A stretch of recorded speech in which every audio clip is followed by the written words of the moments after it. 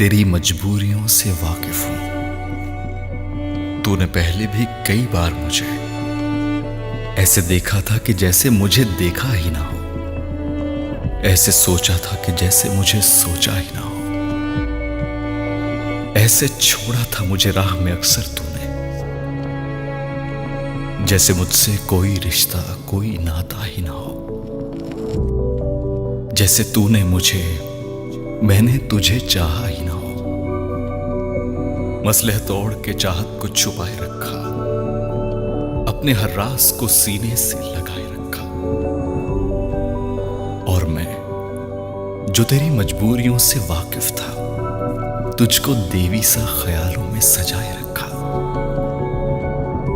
हर निशानी को तेरी मैंने मुकद्दस जाना, तेरे हर अक्स को आंखों में बसाए रखा। मुझको मालूम नहीं हिज्र के कातिल लम्हे तूने किस आग में जल जल के गुजारे होंगे। कभी लफ्जों में थकन तूने समेटी होगी, कभी कागज पे फकत अश्क उतारे होंगे।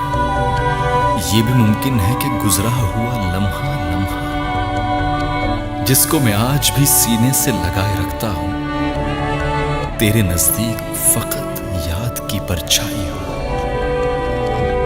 दूर की जैसे तेरी उससे शनासाई हो।